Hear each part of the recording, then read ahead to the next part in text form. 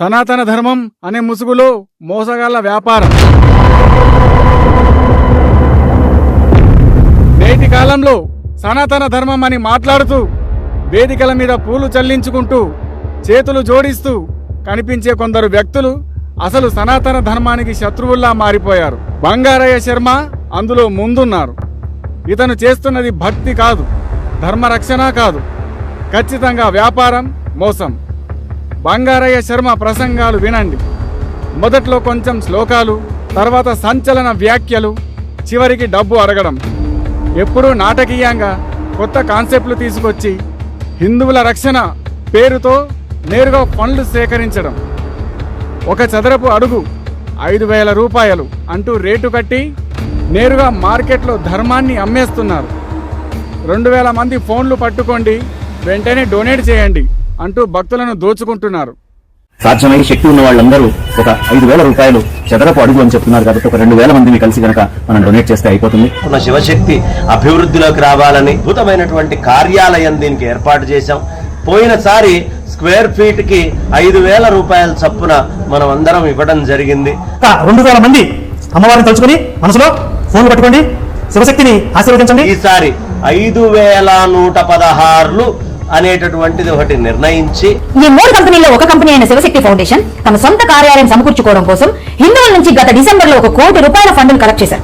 88 లక్షలు శివశక్తి వారు వారికి అప్పచెప్పేశారు. ఎప్పటిలోపు అంటే లాస్ట్ ట్రాన్సాక్షన్ 29/5/2021 నాటికి టోటల్ గా 88 లక్షలు వారు అందజేసేశారు వారికి. కానీ వీరు ఎందుకు ఇచ్చారో, వాళ్ళు ఎందుకు పుచ్చుకున్నారో ఇచ్చుకున్న వాళ్ళకి పుచ్చుకున్న వాళ్ళకి మాత్రమే తెలియాలి, మనకైతే ఇంకా తెలియలేదు. కానండి ఇక్కడ వీరు చేసింది ఏంటంటే ఒక చిన్న అగ్రిమెంట్ కూడా చేసుకోకుండా 88 లక్షల రూపాయలు ఎవరైనా ఇస్తారా, ఇవ్వగలమా? కానీ వీళ్ళు ఇచ్చారండి.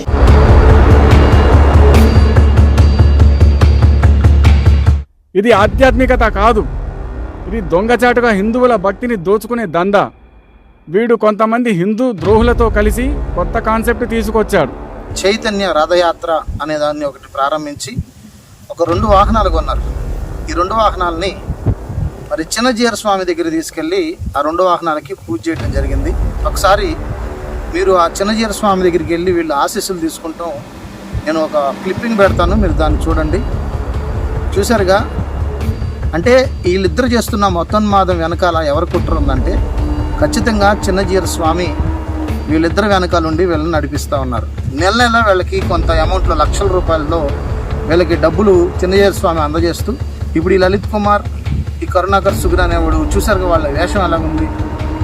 వీళ్ళు ఒక పొంతుల్లాగా వేషం వేసుకున్నారు. వాస్తవానికి వీళ్ళ నిజ జీవితం ఏంటి?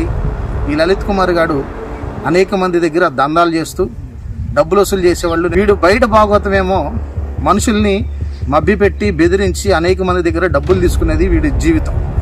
ఇకపోతే ఆ కరుణాకర్ సుగుణ గారి జీవితం ఏంటంటే అందరినీ ఫ్రాడ్ చేయటం, అనేకల దగ్గర ఫోన్పేల ద్వారా కొన్ని కోట్ల రూపాయలు అర్జించి వీడు పెద్ద పెద్ద కోటలు కట్టుకున్నాడు. ఇలా చీకటి భాగవతం ఏమో ఇలాంటిది, కానీ బయటికి పెద్ద భక్తిపరులాగా స్వామీజీలాగా వీళ్ళు కూడా మరి అంగీలు వేసుకొని స్వామీజీల దగ్గరికి వెళ్ళి వంగి వంగి నమస్కారాలు పెడతా ఉన్నారు. అంటే పైకి భక్తి జీవితాన్ని కొనపరుస్తూ వీళ్ళ చీకటి భాగవతం అంతా వేరే రకంగా ఉంది. మళ్ళీ వీళ్ళు కొత్త కాన్సెప్ట్ మొదలుపెట్టారు, ఏంటంటే రామసేతు అంట. వీడు మండలానికి ఒకళ్ళని పెట్టి మండలంలో ఒక్కొక్కడికి నెలవారీ జీతాలు ఇస్తారంట. మళ్ళీ ఇది ఒక కొత్త వ్యాపారం వీళ్ళిద్దరు కలిసి ప్రారంభించారు. వీడికి ఒక్కొక్కడికి జీతం ఇవ్వడానికి సంవత్సరానికి 2 లక్షల రూపాయలు కావాలట. దానికి ఎన్ఐరైలు మీరు ముందుకు రండి, ఇంకా కొంతమంది హైందవ సహోదరులు ముందుకు వచ్చి మీరు విరాళాలు ఇస్తే ఇలాగ హైందవ సహోదరులను కొంతమందిని మండలాల్లో మేము ఏర్పాటు చేస్తామని కొత్త రకమైన బెగ్గింగ్ ని ఏర్పాటు చేశాడు. శివశక్తి అభివృద్ధిలోకి రావాలని అద్భుతమైనటువంటి కార్యాలయం దీనికి ఏర్పాటు చేశాం. పోయినసారి స్క్వేర్ ఫీట్ కి 5,000 రూపాయల చొప్పున మనం అందరం ఇవ్వడం జరిగింది. 2,000 మంది అమ్మవారిని తలుచుకుని మనసులో ఫోన్ పట్టుకోండి, శివశక్తిని ఆశీర్వదించండి. ఈసారి 5,116 అనేటటువంటిది ఒకటి నిర్ణయించి ప్రతి మండలంలో ఒకరిని నియమించి జీతం ఇస్తాం. ఆ జీతం కోసం ప్రతి సంవత్సరం లక్షల రూపాయలు కావాలని డిమాండ్.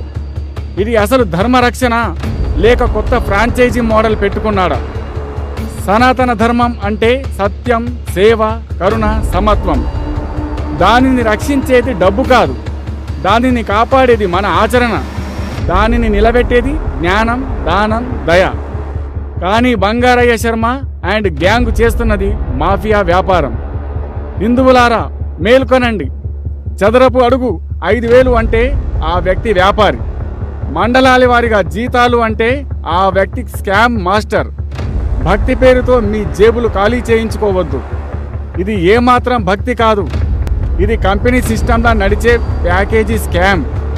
వీళ్ళు హిందువుల పేరుతో, సనాతన ధర్మం పేరుతో దొంగ వ్యాపారం చేస్తున్నారు. వీళ్ళు రక్షిస్తున్నది ధర్మం కాదు, తమ స్వార్థం మాత్రమే. మీరు ఇప్పుడు జాగ్రత్తగా ఉండాలి. లేని పక్షంలో మనం కాపాడుకోవలసిన ధర్మం ఈ మోసగాళ్ళ చేతిలో బలగే ప్రమాదం ఉంది. ఒరేయ్ బంగారయ్య, స్ట్రేట్గా నీకు కొన్ని క్వశ్చన్స్ వేస్తున్నా, దమ్ముంటే జవాబు చెప్పు. ఒక పండితుడివైన నీకు లలిత్ కుమార్, కరుణాకర్ సుగుణ, దువ్వార శివప్రసాద్ లాంటి లుచ్చాగాళ్లతో పనేంటి? నువ్వు ధర్మం ప్రచారం చేస్తున్నా అంటున్నావు కదా, నువ్వే చేయొచ్చు కదరా వేస్ట్ ఫెలో. అయితే ఈ విధవల సపోర్ట్ ఎందుకు కావాలి?